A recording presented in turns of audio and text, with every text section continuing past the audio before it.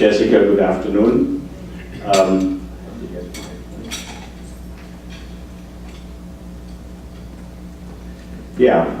Very glad to be here. Thank you very much for inviting me to this event. I can't believe how many people are here, and I'm pleased that Rotarians of Charlotte are doing that well. Before I talk about the apprenticeship program, I'd like to talk to you a little bit about the background from Blum. What is Blum? And who is Blum? I'm pleased to say I found already some of our hardware in this room. We make we make concealed hinges so you don't see them, but the cabinets in the back there, behind where the buffet line is, those are commercial cabinets, and they, for example, have our hinges in there. So we are a manufacturer of functional hardware. We only make hinges and drawer slides to open and close drawers, and we make lift systems. So it's just 3 products. We don't make any decorative products, handles or things like that. And we are well known in the kitchen industry. The designers or kitchen architects, they probably know Blum. We have established a very good brand name in the industry, but not on a consumer level, and that's not really our focus anyway. This is our founder, Julius Blum. That's I started to work for. The company was started in 1952, and Julius Blum started out, he's a blacksmith, and he worked with horseshoe studs that were applied to the horseshoes in winter when they were logging trees out of the forests. So a very simple product, but he was a very typical blacksmith. The company is located in western part of Austria. On the map you can see Vienna will be on the very eastern part, and Blum is on the very close to the border of Switzerland, actually 100 yards. And we have 9 facilities in Austria because there's a lot of small communities, so we cannot build one big plant in one town, so they have spread out. One area is called Bregenz. That's the capital of the state of Portugal.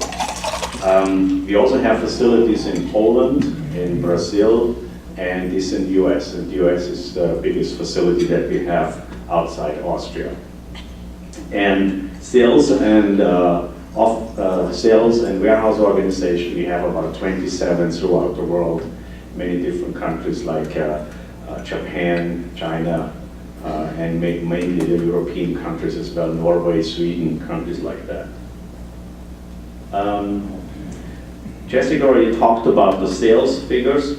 You can see here worldwide we have about 6,500 employees, and about 50% is the European market, and the US is about 15%, and the remaining countries have 37% of our business. These are the beginnings. Actually, I came to Hickory from London on a Saturday night to Hickory, North Carolina. Was a big change. But they had at least one bar there, that was good. That was in 1977, and it was the advice of the furniture industry at the time. There's a company called Broyhill in Lenore. They told us you should go to Hickory because it's going to be the capital of the furniture making. That was not quite the case. As we all know, a lot of the furniture industry moved to China, but at least now some are coming back. So we started there, and I had to commute a lot to the Charlotte airport. And at that time, I said to Mr. Blum, I would like to live in Charlotte at least. And he said, find a property, and I rented a plane. And I flew around Charlotte at the rush hour morning and in the evening. This was back in 1978. And that's when I found our property. I didn't want to go to Westinghouse because of the traffic. So we are up on Highway 16, very close to where 16 meets 73, so south of Lake Norman. There was the least traffic and a lot of land available. So it was a good investment to make that little plane ride in the morning and the afternoon. So this is the picture you see there in 1779 was the groundbreaking with Mr. Julius on the left. and myself on the right-hand side, and I had a little bit more hair at the time. This is our facility today, and we have a total of 450,000 square feet at this facility in Stanley, actually. These are our sales figures, and we have about 380 now employees, and the manufacturing that we do is highly automated production lines that we have a lot of thousands of parts that have to get put together every day. We do injection molding, meaning plastic parts, metal stamping with big machines that do metal stamping, and then we do also automated assembly. It's called pick and place, that the machine picks apart and places it. It's a kind of robotics as well, referred to as well. And the other thing that we have naturally established is our apprenticeship program, and that's what I would like to talk about now. Yes, the apprenticeship program. As it was established in early 90s, we brought more and more manufacturing here in the 90s, and we realized we could not find the skills that we needed. We brought people over from Austria. They stayed maybe for 3 years and they went back. So we said we have to start here, and it was a difficult time in the early 90s to get this going, and we had one partner company, a Swiss company as well, called Detweiler. We worked together at that time also. We, with the CPCC, talked about the idea of a European apprenticeship program. And CPCC was very flexible at the time as well, working with us. We basically took the curriculum from the Central European program and translated every word. It was about a book this thick, and handed it to CPCC, and they took it and adjusted it to the US needs, so to say.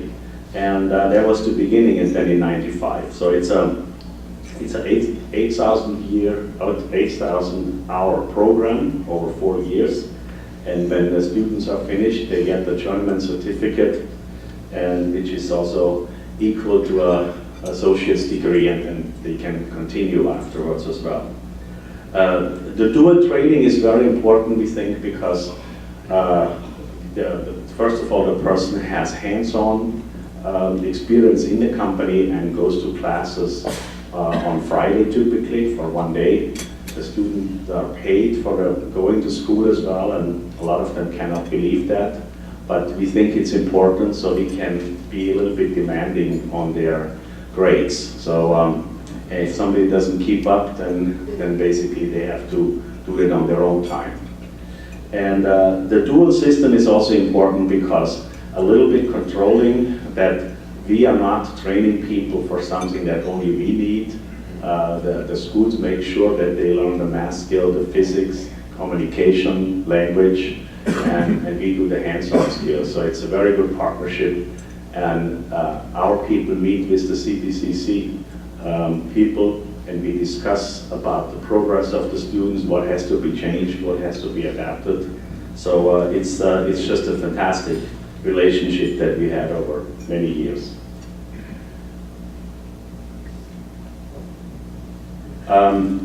We are calling it focusing on earning by learning. Yeah, they are paid an entry-level rate. We said they have to make a little bit more than a hamburger flipper. That's how we started out originally. And they are starting with $9. And as I said, if they also are paid $9 for 8 hours going to school. So, and as they progress in the years, depending on their grades, in the second year they would make probably somewhere between 11 and 13, and then the third $14 and up to $15 an hour. Once they are finished, we guarantee them a starting salary of $36,000. So they have not spent one penny when they go to college. As we know today, a lot of people have problems paying their loans back. That has actually, I think, slowed down the economy, that people, when they come out of college, they cannot afford a house anymore because they have to pay off their loans. So it's a great start for them. That's why we call it learning by learning. These are the partner companies. We need the partner companies to have enough students that CPCC can teach a class. Meritech is a company up in Mooresville. They're an American company. Detweiler is a Swiss company. Chiron is a German machining company. Timken Bearing, I'm sure many of you are familiar with. And Pfaff Molds is a German company that supplies the automotive industry. These are like-minded companies that think long-term, and we have the same goals.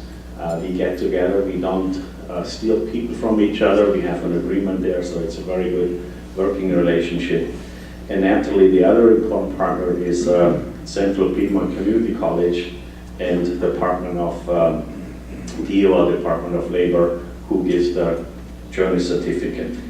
The trades that we have in our groups is basically machine technicians, mold and plastic technicians, welding fabricators, tool and die makers, CNC machinists, and the newest one is mechatronics electrician.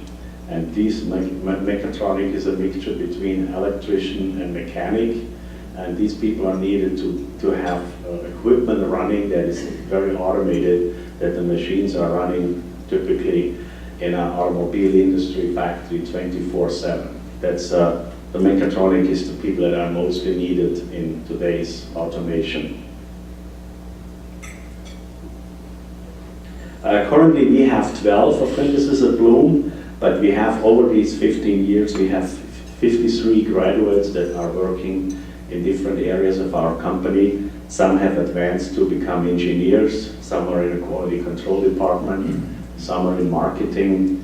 So we fortunately have kept most of the people in our company. And overall, the program Apprenticeship 2000, we have currently 52 apprentices and 128 are graduated from the program.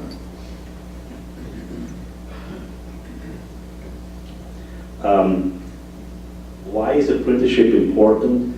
I mentioned already, is because of the automation that's taking place in manufacturing.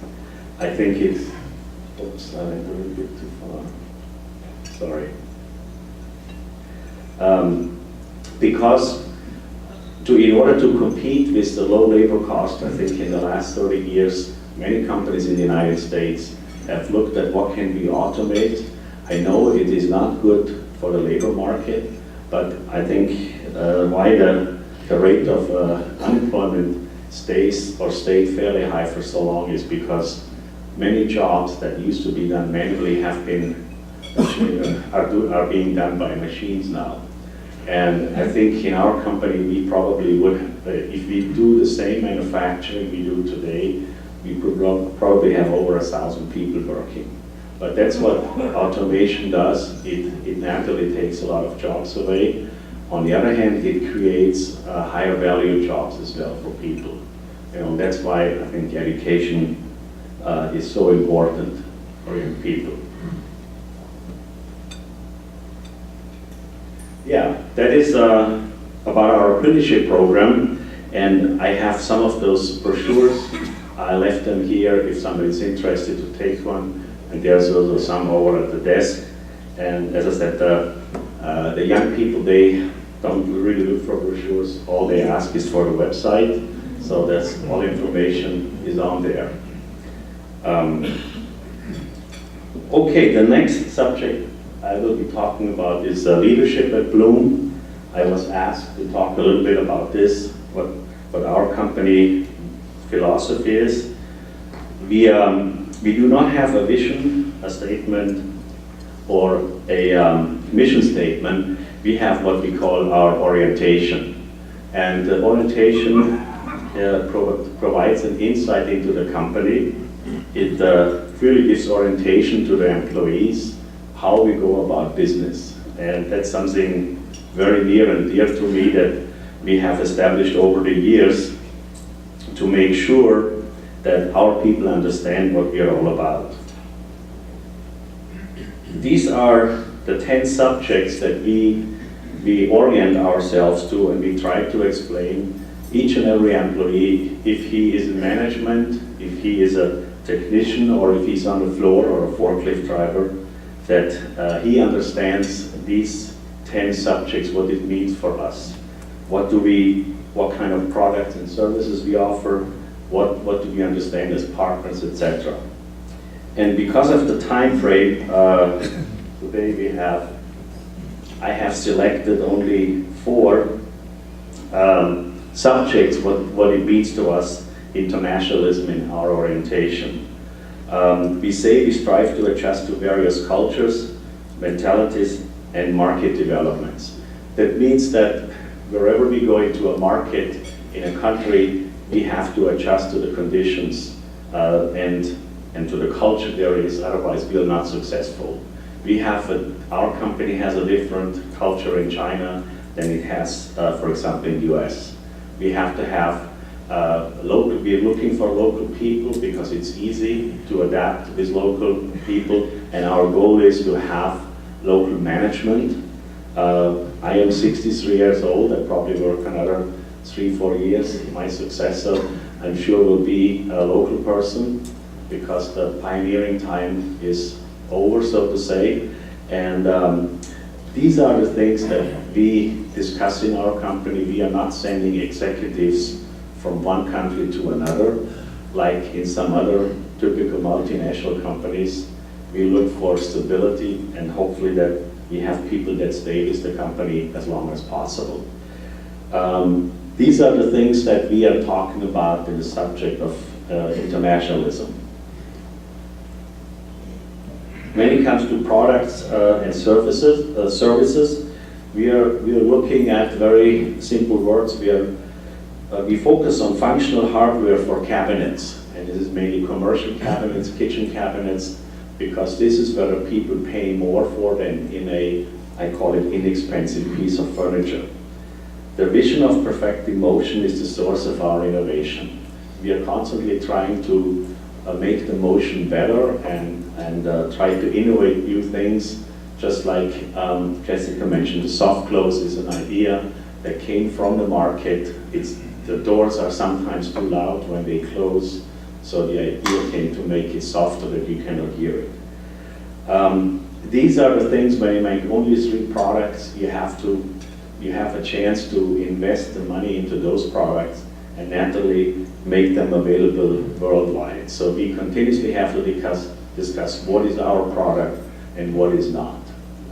It's very important that all the people understand that.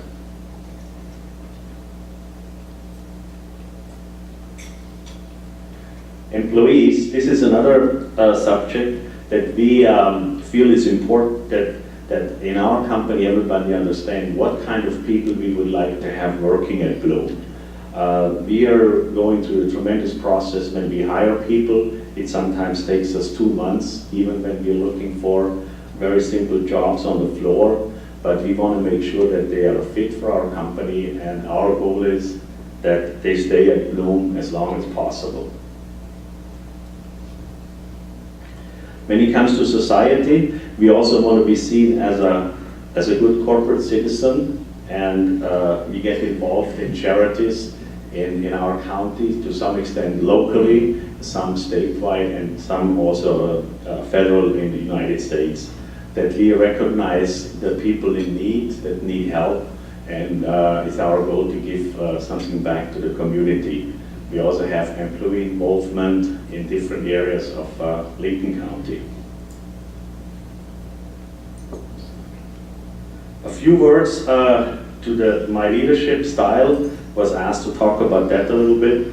Well, you know my background, what I started out with, and for me it was a good experience to work at a company in Austria, and after I studied mechanical engineering, I was more interested in sales afterwards, and I have been in sales and marketing, production.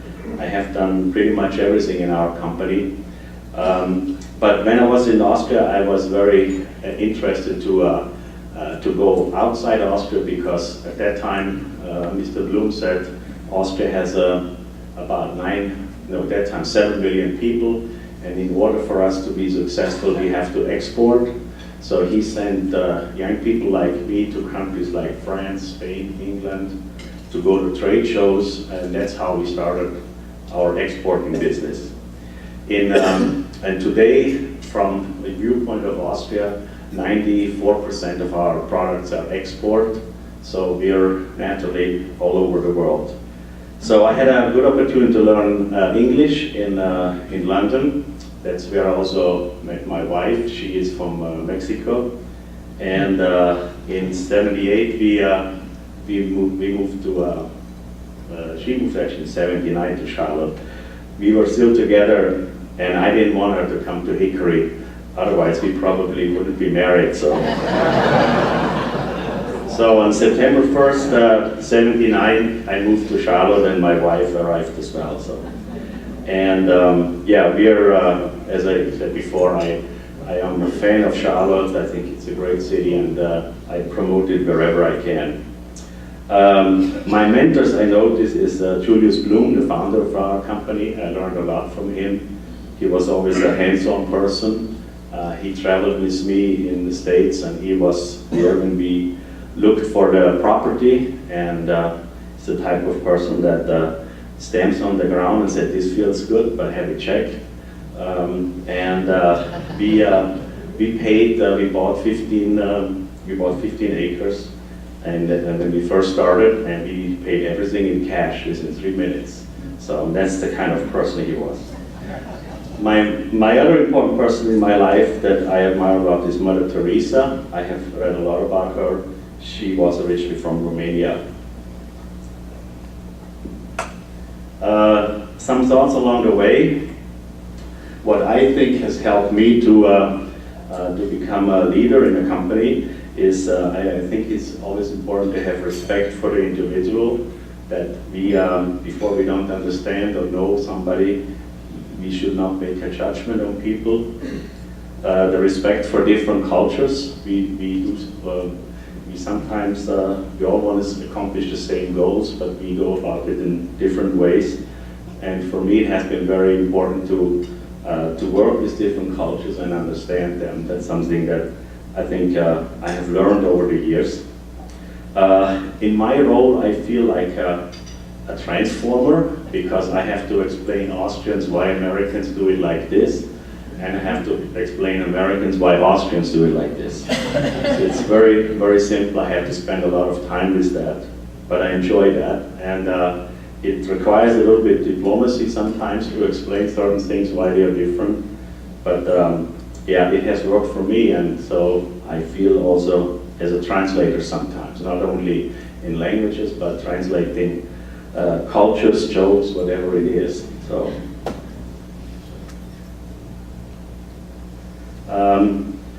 My understanding of leadership, this is a slide that typically I use when we have a leadership program in our company where we have middle management people. I talk to them about it, and these are very simple words, but I think understanding, as a leader, you should have an understanding for the bigger picture, what it's all about, what you try to accomplish.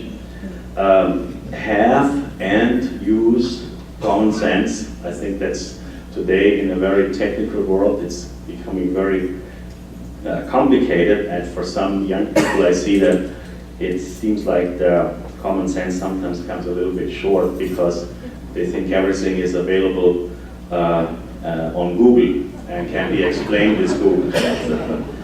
The other thing I think is important is consult with people that you trust. We all get to know people over our lives, and I find that has been very helpful for me. Be aware of your surroundings. Things are changing as we go, as we live, and I think it's important to be aware where you are, with whom you are, and what is the current situation. Admit and acknowledge mistakes. We all make mistakes, and the best defense, if you make one, is admit to your people, look, I made a mistake. And you sometimes can take the wind out of the sail, so to say.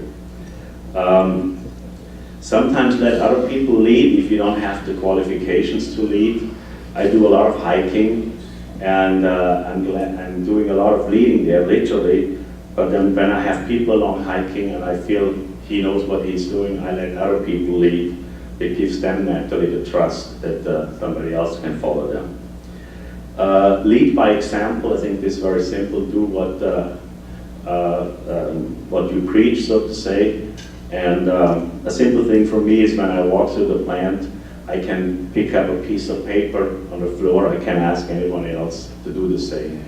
And it's actually good for your health if you bend sometimes at my age. And then the other important thing for me is to keep very high ethical standards. That's something in our company. For example, we're very strict, and we don't like the people to use swear words or bad language. They are reprimanded for that. It's maybe a little bit old-fashioned, but that's how we like to do our business, so to say. This is what I'm doing today. This is the last slide. 50% of my time I'm spending on organizational development, meaning that I have to make sure that by the time I'm leaving Blum, that I have the right people, or Blum has the right people in a position to take the company further. So I spend a lot of time with middle management people to try to find out what are their strengths and weaknesses are and guide them in the right direction. And I used to be a lot in sales in my career, but now I have to say I enjoy this working with people. Not always, there are sometimes difficult times, but I enjoy that, to see how the people have developed. We have, out of the 380 people we have over 50 people that have been more than 20 years with us. And so that's for us, that gives us a good core of people that really understand our orientation, and they make sure if we don't have the right people in our company, that they hopefully leave, or we find a way that they don't continue. So this is basically the end of my presentation. If there is any questions, please ask. Thank you.